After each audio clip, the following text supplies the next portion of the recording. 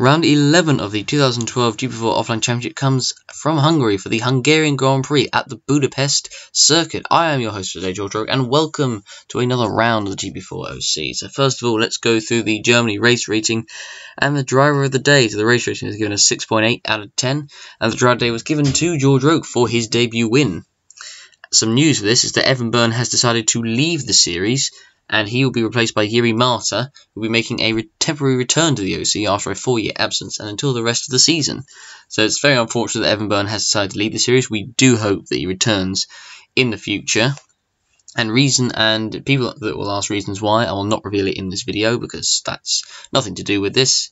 So anyway, we have 70 laps around the circuit, 14 corners. The lap record set by Volker back in 2009, although the 2009 cars were very fast. The tyre used is the soft tyre, and so this should be a very interesting race. I mean, Hungary usually is a great race. But anyway, here is the grid. So Volker is on pole for Red Bull, Viggo holds second for McLaren, with Jiri Mata qualifying an impressive third place on his return to the series. In third, fourth place is Wade Cooper, followed by Mikkel Scal 5th, and Jay McKenzie in 6th, Felix Sonntag in 7th, followed by Robert Ionescu, qualifying from him, in 8th place.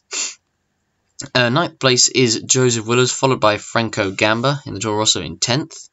As we move further down the order, onto the 6th row of the grid, it is Rifki Farkhuzane and Amar Kar for Sauber and Force India respectively. 13th place is Alex Southgate, and 14th place is Roland Moitin for Williams, Mercedes and then Williams respectively. 15th place is Adam Wolf, followed by Sam Thompson in 16th. 17th place is George Rogue. Poor qualifying from him, considering the fact that he obviously won the last race in Germany, so this is not what he wanted at all. 18th place is Sean Grant for Virgin. 19th place, Quarg for Caterham. 20th place, Fitzwater for Virgin. And De Rossa, poor qualifying from him in 21st. And last on the grid is Oliver Glazebrook for Caterham. So now we're going to have a look and see what the weather is going to be like for the race. As you can see, it will be heavy rain for the entire Grand Prix. So it's not really too much of a surprise, really. I mean, there has been wet races before at Hungary, so will be very interesting to see. It will be 100% as well for the whole race. So the weather will not get any better during the entirety of the Grand Prix. So anyway, we are now going to head on to the grid. So we have Volker on pole, Holst in second, Jiri Mata in third, Kuba in fourth, with Gal fifth, and then McKenzie in sixth. So the lights are now coming on. We now have 3 lights, 4 lights, and finally 5 lights. And we're underway for the Hungarian Grand Prix, and who's going to get the long jump to turn 1? It looks like Gal and Holst have made a good start, Volker and Holst I should say, and is Volker going to get ahead of Holst by the time they get to turn 1? It is a long run, and it's even longer by the fact that it's in wet conditions to get it, and now Holst is going to take the lead, and there's contact, and Jiri Mata's out. He hasn't even made the first corner yet, and he's out of the race.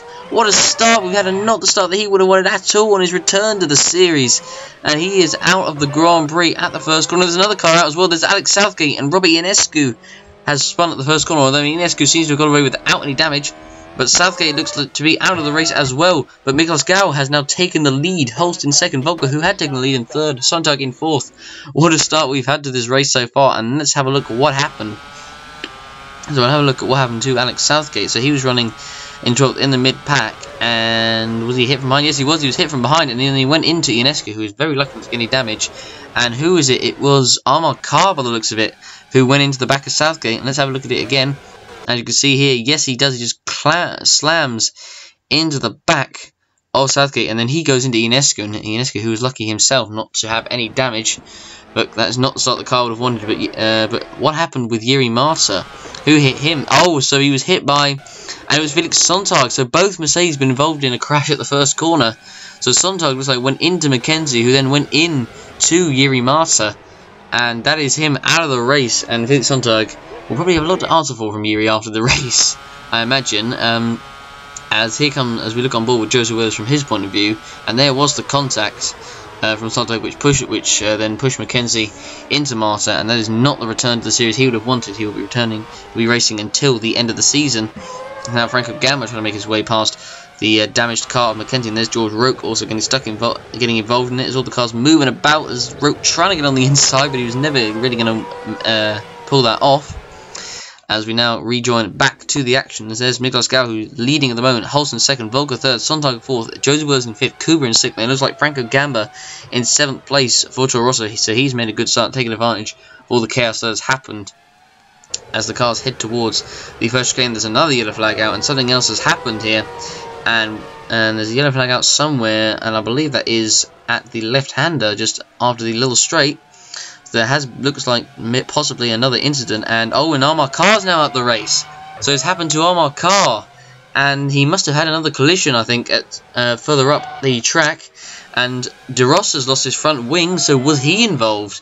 And there is Carr's car being pushed away, no pun intended, from around the left-hander. So let's see what happened here. It's a car who had damage from the collision with Southgate, and there's the hit from behind. He gets hit from behind, and I believe that was probably from De Rossa, I think. And yes, it is from De Rossa. Not a good race for the Force India boys, and oh my goodness me, and the Caterham there, well, I believe that was Roman Quag, I think it was. Lucky to get away with that. Or was it? I'm not sure. Was it Oliver Glazebrook? I think it was Quag, and yes, it was Quag. It was indeed him. And my goodness me, that was a collision and a half. And Oliver Glazebrook there just stuck behind, managing to sneak through past De Rossa, as now Ionescu finally catches up to the rest of the pack. Miklos Gal still has the lead, but Joseph Willis is right behind Sontag, and so is Franco Gamba right behind Waze Kuba for 6th place. As they're now coming towards the final couple of corners, coming around into turn 13, around the left hand, and now into 14, onto the front straight to complete the first lap of 70 of this Grand Prix, as Willis comes now on to the front straight. He is right behind Sontag. He's surely going to make a move, despite all that spray that he's got in front of him, into the first turn, and he's now right in the slipstream, and surely he's going to make a move. Will Sontag try to defend, and the answer is no. Looks like he's just going to let Willis go past him here, and he does indeed get past, as now Franco Gamba makes a move on the inside past Waze Kuba, and it looks like he's going to take 6th place. Good move by Franco Gamba, who hasn't had a great first season so far in the OC, so he needs to hope this luck improves sooner or later. And now there's Ricky Farquharson in 8th place, as there's the two virgins fighting with each other again. Into the pits comes De Rossa and McKenzie, changing their tyres and their front wings. And let's see well, how far behind the field they are. But at the moment, Holst in 2nd place behind Gal, as the yellow flag's still out for Carr's car being pushed away. As they come around the right-hander, and there it is, going ever so slowly being pushed away. So now we look at Robbie Ionescu in 15th place. Look at Gal still in the lead at the moment. As a Williams that spun off, that's coming into turn, I believe that is turn 2, and that is Alan Wolf. And has he had a collision with his teammate there, the Williams teammate there, Roland Moulton, I should say? And no, it was not a collision, so he just spun by himself, and that has allowed George Rote to move up to 10th place. A very uncharacteristic error there from Wolf, and he rejoins right at the back in 17th place, well, not necessarily right at the back, but you know what I mean. So you can see he just goes a little bit wide, goes on the wets, on the puddles on the track, and he just loses control of the car. So now he's going to lose all that time, and now he's going to have to try and get it back the best that he can. As we look at Volker in 3rd place, we look at the Williams. I believe this is of Wolf, who's coming down towards the final part of the track, and he's struggling to control the car a lot, and he goes a bit wide onto the grass, and he's going to spin again, and that is going to lose him even more time. I don't know if it loses him a position, but he's certainly going to lose more time. That is not what he needs at all, and he stays in 17th because he's far ahead of McKenzie and De Rossa, who were involved in that first lap skirmish. But just a bad error there from Wolf. He really needs to get himself together and get himself back going, as Gal sets the fastest lap of the race at 1:37, proving how wet the track is. You can just see how wet it is at the moment. So now looking at George Roke, who's coming round into the same spot that Wolf was, and does he spin the car? Yes, he does. He spins, and this is certainly an infamous corner in the OC, and we've had a number of collisions here, crashes I should say, in the past, but Roke is now going to have to drop all the way down to P16, and he now rejoins onto the track. So he was running in P9, having started all the way down in P17, so he's running on his own, and just made a bit of a silly error really. It's not the same race for him like Germany, but I mean, we weren't expecting the pace to be that far off in qualifying, but anyway, he spins off, so he's going to have to recover as well, as he lets all the cars go past. That's the two Caterhams and the Virgin go past. and he rejoins down in P16. So he's going to have a lot to recover, as Gal at the moment got a comfortable lead over Holst, 2.5 second gap out in front, as Holst I believe is a few seconds clear of Volker in third, as Willows in fourth, Sontag at the moment in fifth. So we've done 5 laps so far of this race, and we've still got 65 left to go. Now we're on board with Mackenzie, and he makes an error as well. He's struggling in these conditions, and he spins off, and he makes a complete hash of trying to rejoin there, and he's in a bad position on the track. You can only just see one way this is going, and there we go. That is Mackenzie out the race. That's a pretty silly error from his part, and he's out the race. De Ross is now going to have to pit again, so his race, if it wasn't ruined before, it is, well, completely ruined now. So Mackenzie's car is now going to have to get pushed away. It's in quite a dangerous spot at the moment on the track, so we need to hope the steward eventually does decide to come and push it away, but although there doesn't seem to be one coming up to come and get it at the moment. Oh, finally there is. You can see just running across by the Mobile 1 sign. And it looks like they're probably going to push him just before the front runners come into the corners. De Ross is now in the pits. Let's have a look at what happened again, although we didn't really see it, but it was again just a silly error by Mackenzie, who was running down in 18th place and just makes a bad error on his part. You can see coming into the corner just slides and just can't control the car. I mean, he spins there, but he then makes a complete hash of trying to rejoin, and then De Rossa comes round, and he pretty much just has nowhere to go, really, and just goes into the side of him, because he was pretty much blocking the track there. So De Rossa has to go into the pits again, and any chance of any decent recovery for him is now pretty much ruined. As we look now through the order, Kuba's dropped all the way down to 7th. He's really struggling, Waze Kuba, at the moment. He's dropped well behind Franco Gamba and Rifi Harkesane, who was behind him, has now spun coming into turn 4, and that is not good for the Indonesian driver. Let's have a look at it again. So Kuba really seems to be struggling for pace at the moment, and he was coming round, and I think maybe he just got slightly on the curb and just lost in the car there, and he spins round out of 8th place. So now he's going to drop out of the point, so that promotes Roland Moichin into a points paying position. And Miklos Gau is now in the pit, so we're only on lap 5, so he's got to have a problem of some sort. Still had 20 laps of fuel left. So what has happened here? I don't believe he's had a collision or anything, so it must be a technical issue. And oh no, it's not! And it's a front wing change, so has he hit some debris somewhere? I don't know what's happened there, but I don't know if we're going to see any footage of it or not. But that is not good for Miklos Gau, and he was leading fairly comfortably from Viggo Holst up in front. Now that has gifted the lead to him, as now he comes out in 8th place. He's just going to come out just ahead of Sam Thompson in 8th, so he's still in the points, but he has a lot to recover now. Now look at George Roke, who's battling with Oliver Glazebrook in the Caterham, and he makes the move, the Lowe's driver, on him into the first corner, as Roman Quag is out of the race with a loose wheel. So I wonder if that had anything to do with why Gal had to pit there, as Wolf nearly loses it coming into the first corner there.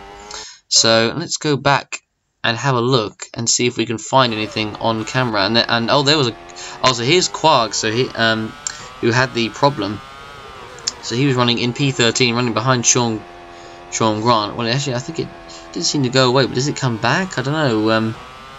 So going into the right-hander, who's right behind Sean Grant in the Virgin and coming onto the straight. This is where he must have had a problem, and there it was, just past the pits, and he pulls off to the side of the track there, and doesn't make a particularly effective job of it, but pulls off nonetheless. So I don't actually know how what happened to Gal there. It is going to be a mystery, to say the least. Now here is Robert Ionescu trying to get past Zachary Fitzwater in the Virgin coming into turn 1. Is he going to make it stick? There's nearly contact, but he does make it his, and he's now up to P10 ahead of Fitzwater, with George Roke now closing up behind. So they're both trying to recover. As now Roke trying to make a move, and he goes into the back of Fitzwater. He goes around, Fitzwater goes wide, coming into the chicane, and he does rejoin, but now Roke's going to lose more time once again. He's going to lose another position. Is he going to get going now? No, he doesn't. He's now going to have to wait for the next car of Adam Wolf to go by. It's not been a good race so far for George Roke compared to what Germany was like, although as he now makes another bit of a hash, goes on the wet curbs there, and does he finally get going? And yes, he does. So that was really unnecessary there from George Roke, just making a whole host of errors there. let's have a look at it again on board his view. So he's right behind Fitzwater. I mean, maybe he did come across, but I don't think Roke was ever really in a position to make a move there. So I think we won't give a blame to either driver in that instance. As now Roland Moyton is off. In the other Williams, he was having a decent race, to be fair, unlike his teammate Wolf. But now he's lost the car, and that's coming in the same place that Wolf did earlier, coming into turn 2. And that is him out the points. And now Sam Thompson takes the last points position, with Robert Ionescu then moving up to 9th place. So we've had certainly quite a dramatic first 9 laps so far of this Grand Prix. As Moyton now down 2p10. If we now look at Joseph Willows, who's making his first stop of the race, it looks like it's going to be a 3-stop strategy for him, for Ferrari, as he now comes around the final corner into the pits. Now it slows down to 100 kilometers an hour, also known as 60 miles an hour. And let's see how quick the stop will be for the Ferrari crew. And it goes in. No pressure. And how quickly is it going to be? 5.3 seconds it is. So it's a fairly quick stop. And where will he come up with the interesting things? He's going to come up behind his teammate Cooper. Will he come up behind Thompson in the Toro Rosso? It doesn't look like it. So now looking at the Williams of, I believe this is Adam Wolf, who's right behind Oliver Glazebrook for Caterham, as they now come onto the front straight. And now Wolf is going to surely make a move coming into turn 1. He's just about side by side, almost the front wheel to the rear wheel alongside each other, as then they make it into turn 1. And he does make a stick into P15. And that was Roland Moyton as well. He makes the move into P15. Not Adam Wolf. As he makes it into P15. As now here is Adam Wolf, who is now attacking George Roke in the Lotus, and there's contact. And they both go wide, and Roke rejoins and nearly takes out Ricky Harkazane. Very, very close. And let's have a look at what happened there. Again, so Wolf was trying to make a move there. I mean, I don't think, as I said, that was really on. And he just made a slight bit of contact with the back of Roke's car. And Roke came on and so nearly contact there with Rifki Harkazane, but they get away with it. And they're both still in the race. And see, let's have a look at that again. Just contact there, and Wolf actually did a very good job, actually, of controlling the car there. And so did Roke, considering how slippery the conditions are. But they've now lost a place each. Now here we are looking at Miklos Gau, who's currently now up into third after making that earlier pit stop for his for a new front wing. And now here are the two Red Bulls who are right behind each other. Please don't make contact, boys, and they have made contact. And and Volker and Gau just about stop themselves from spinning around there. They get away with it just about. Very, very close indeed. That was very, very lucky. You see, they just get too close to each other once again. I don't know how many times that has happened really so far in their careers, but they both just about got away with a spin, and they both get on with their races. So we've now already done 20 laps of this race. It's already been quite a dramatic race so far, although Hungary is noticeably a good track for action. Now here they are again, and is it going to happen again in the same turn that it happened last time? As now Gau is going to be right behind Volker as they head towards turn 12. And is it going to happen again? And oh no, it's happened again, but they've managed to somehow get away without spinning this time. But they really, really need to be careful, otherwise they're going to take themselves out of a win here. Although we don't know actually how far Viggo Holst is out in front at the moment. We haven't actually seen where he's been all race so far, so we really need to have a look at him.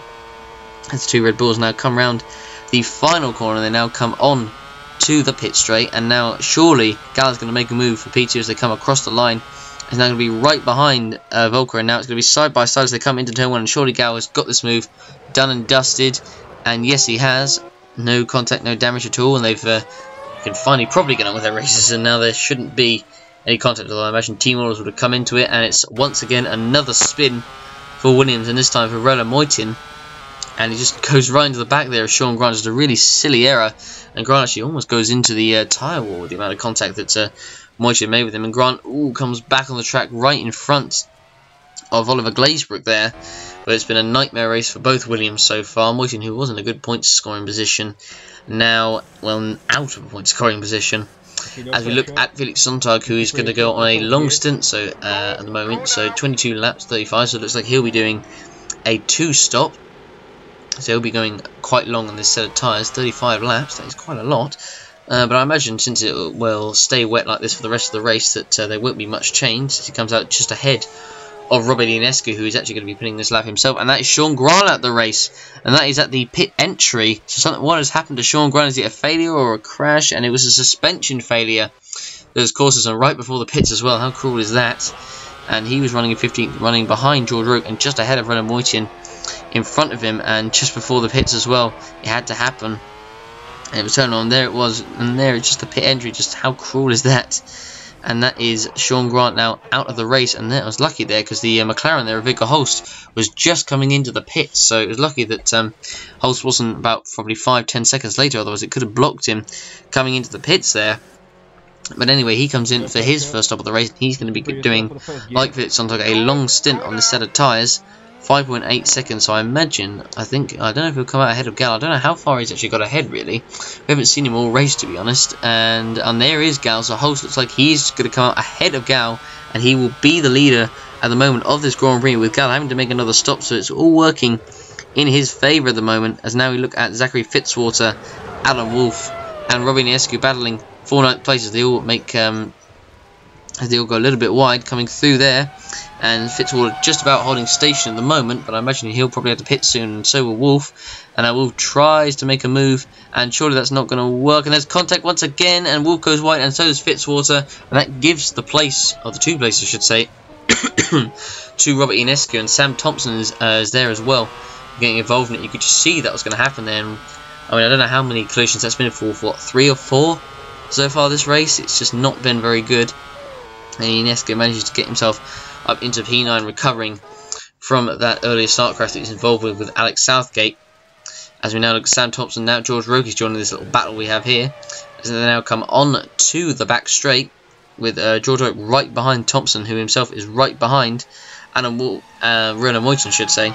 And surely now is he going to make the move stick into the first corner, and Thompson, does he make it past Wolf? And yes, he does, I think, just about, although Wolf's just about holding around the outside, so it looks like he could get past here. Although, is he going to try and do it as Roque tries to make a move, but backs out of it at the last minute on Wolf.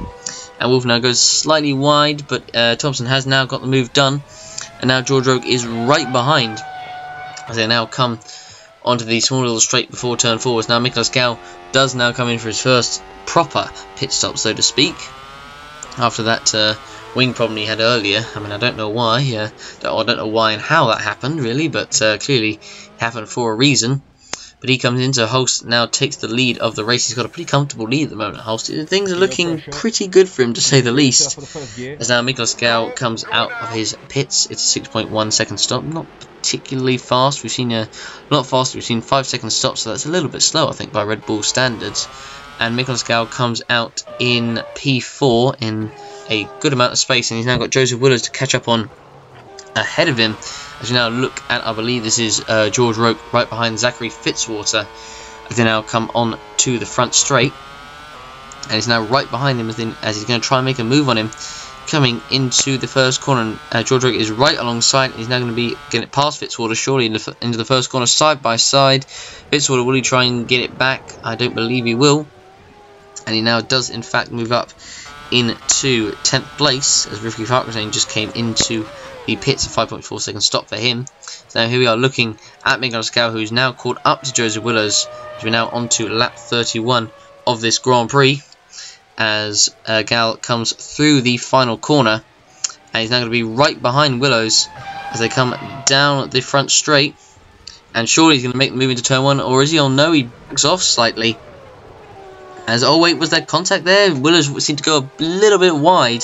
That seemed to be a little bit weird there. But he makes the move stick, Gal, nonetheless. I don't know if there was contact or not, to be honest, but it did seem fairly close, but we'll see. Was there any contact? I don't think there was. I think Willers just made a genuine error there coming into the first corner. And that is Gal now up into P3. And so that is now him recovering. So he will most likely, he'll probably catch up to P2 fairly soon. As now we look at Adam Wolf, who's trying to get past. And oh no, and Nicolas Gal is now out, and that is at the final corner. And Mikhail Gau is out of this race, and well, any chance of getting a podium or possibly a win is now completely gone. How unfortunate that is for the Hungarian driver in his home race as well. As let's have a look what the problem was coming round the final corner. It was a suspension failure. Oh dear me, that is not very good at all for Red Bull, and not good for Gal. He'll be absolutely devastated that that has happened to him. And fortunately that no cars have actually hit him either. And well, that is just not good for Mikhail Gal, not what he wanted at all. So his car will be pushed away, and that is him out the Grand Prix. I don't know how many retirements that's been so far this season, but let's just hope his luck improves soon. But anyway, Franco Gamba is now coming into the pits for Toro Rosso, and let's see how quick this stop will be for him. He's had a good race so far. He's kept out of trouble. He hasn't had any problems so far. He's had since his debut in Australia, where he got points on his debut. It's just not gone very well for Gamba. So let's hope that his luck does indeed improve as he comes out the pits. It was a 6.6 second stop, so that's quite slow really from Toro Rosso from their standards. And he comes out in P6 just ahead of Robert Ionescu. Now here are looking at who is this? It is, I believe this is Robert Ionescu, I think, that is now right behind was this Biffy Hartzane? I'm not entirely sure. No, I believe this is actually Biffy Hartzane, who's now moved up into P9, who's now going to try and go after George Roque ahead of him in 8th place. Joseph Willers now comes in. Is this going to be for his final stop, or will he try and go do a 3? And it's going to be a 3 stop, so he's not going to go to the end. I mean, people have done 35 laps, so I don't really see why people haven't decided to go to the end. But anyway, Willers comes out a 4.7 second stop. That's pretty quick from Ferrari. He comes out in P3, as he comes out just ahead of Felix Sonntag there in P4. He's had a quiet race really. He's kept himself out of trouble, and he's done pretty well so far. There's George Roque in 6th place, Waze Kuba in 7th. And as we look here, and there was a change of position, so Roque actually made his way past Kuba into P6, and it's a decent move, no problems there at all, with Robert Ionescu now just behind. So Kuba, who's not had a very good race compared to his teammate Joseph Willers, and unfortunately he's just kind of dropping back down the order. I think he'll get some points, but he certainly won't get very many of them at all. So we now have a look at Ionescu, who's right behind Kuba, and now he's going to try and make a move into the first corner. He's trying to get alongside, and there's contact, I think. Was there contact? And there was, and Ionescu goes around, Kuba goes wide, and Ionescu, who is going to try and who's now stuck there, he's going to try and rejoin, and always made a complete hash of it. He's now right in the middle of the track. This is not a good position to be, and unfortunately, of all people to hit him, his teammate Rivki Farkazane. And now the Toro Rosso, excuse me, of Sam Thompson's come into it, and there's a big traffic jam at the first corner. Both Saubers are involved, and I believe both Saubers are out of this race as the car's still being pushed. Thompson's stuck behind the two Saubers here. Not the scene that the team boss will want to see, Frederick Vasseur, as the Williams now gets involved and hits, I believe that's Farkazane's car, and now more cars come through the first corner. Not Frederick Vasseur, I should say. It should be Manish Kaltenborn. Vasseur is her assistant, so to speak. But they will not be happy about what has just happened here. And unfortunately for Ionescu, he has kind of just done it really for both drivers there. I mean, he'd spun around, but unfortunately made a hash of rejoining. And that has taken those two drivers out of the race. As we now look at Waze Kuba, who's coming in for his, I believe, I don't know if he's actually made a stop already. I don't think he has. So this is his first stop, and I don't really think this one stop from Ferrari has really worked out. I don't think it has. And he rejoins 5.2 second stop. He's in P7 at the moment. And where will he come out? So he's behind George Roque in the Lotus. And will he come out ahead of Sam Thompson? And I believe he does, yes. Now Volker comes in. Will he pit for the final time? I imagine it would probably make the most sense if he just goes straight to the end, because I think they could. Let's have a look. 43, lap 43. How many laps of fuel are they going to put into his car? And 31. That is... Yep, that is going to go to the end. So he is going to go to the end on this set of tyres. I don't see why Joseph Willers couldn't have tried to go to the end, but we'll see how that works out for him. As we look at Volker, who's trying to get past Sonntag there, coming around the final corner, and he can't quite make it stick. But now he's as they're coming onto the start-finish straight. Volker is now going to make a move on Sontag, coming down the front straight into turn 1. And is he now going to make the move stick? And the answer is he going to make it stick? Yes, he does. I believe, unless Sontag tries to fight back.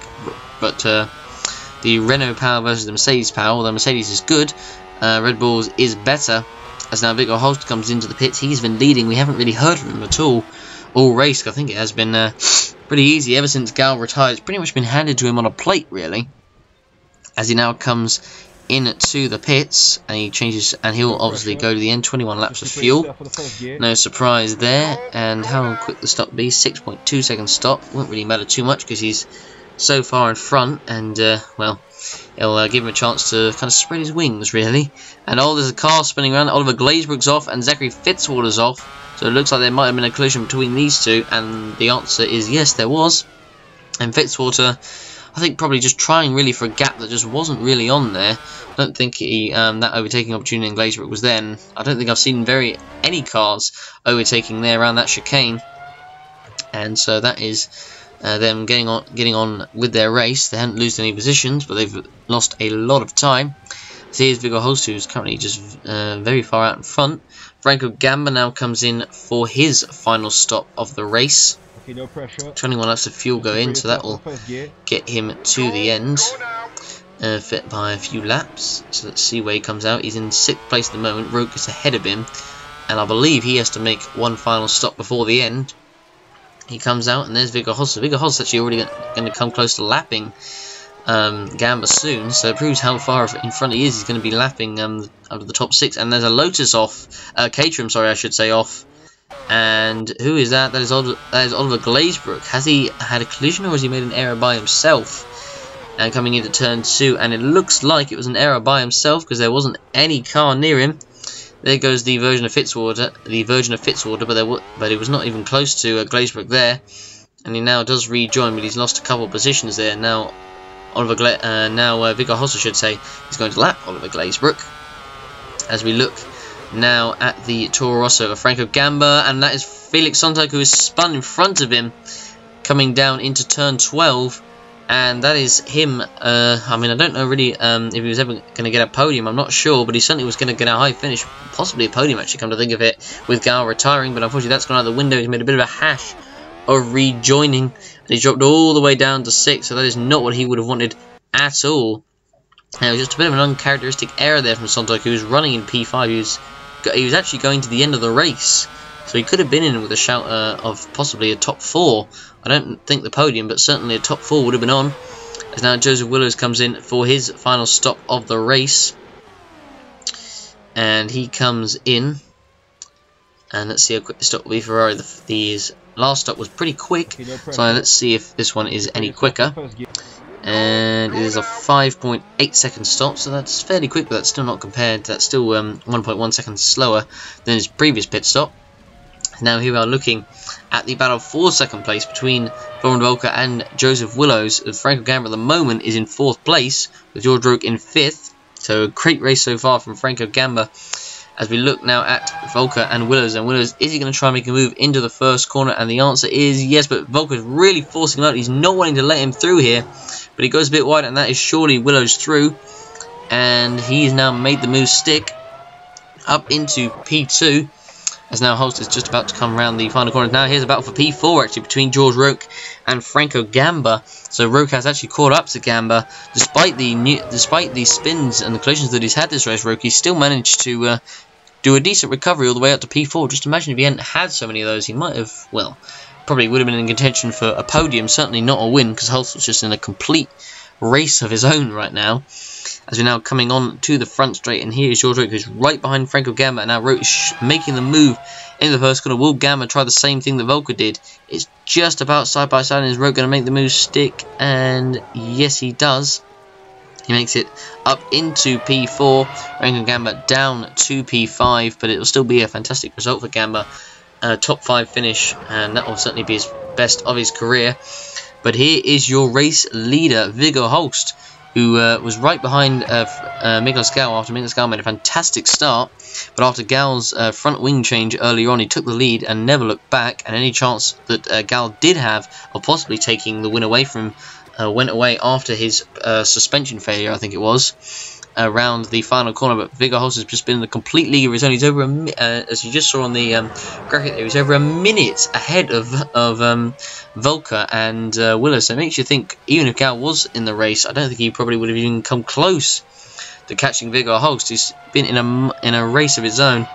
And I mean, people did make predictions, and people did say that before he joined McLaren, he's probably one of the most underrated drivers in the OC, and that was an opinion shared by myself and a few other drivers, that he was certainly underrated and did very well for Force India.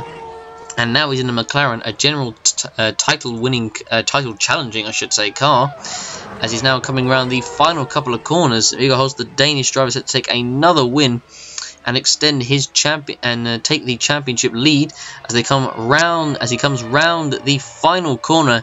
And Viggo Holst coming on the front straight. He's dominated this race. He's a minute ahead of everyone else, and Viggo Holst wins the Hungarian Grand Prix. Congratulations to him. Sam Thompson is coming around the final corner, and he's set to take P9.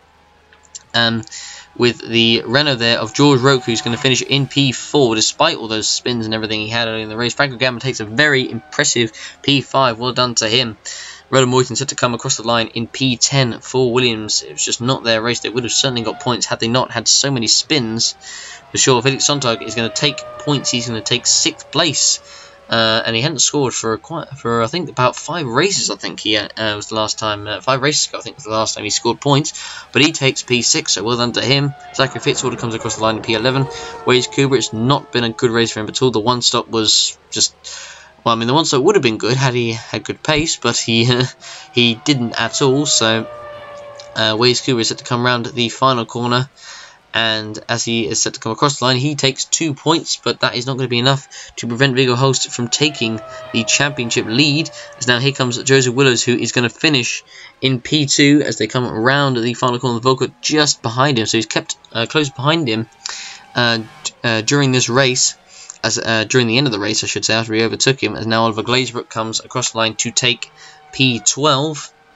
As now De Rossa is set to come home and take 13th place, but his race was pretty much over after the 2 collisions at the start. Adam Wolff, despite all the spins and everything that he had in the race, he's still set to come home and take a point for Williams, so I guess that is a consolation for him, so he'll be fairly happy with that, I'd have to say. And that is now officially the race over. So here are the race results, with Viggo Holst winning from Joseph Willows 2nd, Volker 3rd, with the following drivers a lap down: George Roque, Franco Gamba, Felix Sonntag, Waze Cooper, Adam Wolff, with the following drivers 2 laps down: Sam Thompson, Roland Moyton, Zachary Fitzwater, Oliver Glazebrook, and Cosmo De Rossa, with Robbie Inescu, Riffy Harksane, Gal, Grant, Quag, Mackenzie, Carr, Southgate, and Yuri Marta not finishing this race. So the fastest lap was set, in fact, by Mikolas Gal by half a second from Holst. So just imagine, actually, if he hadn't had all those problems, I think it would have been a battle certainly between those two for the win of this race. But I don't think Gal would have probably caught Holst, even had he not had that suspension failure. I think that probably was enough still for Holst for him to get the win. And we can see that there were penalties. So Joseph Willows and Frank Gamba were both given 5-second time penalties for overtaking under yellow flag. So Willows actually dropped behind Volker into 3rd, and Franco Gamba did stay in 5th place.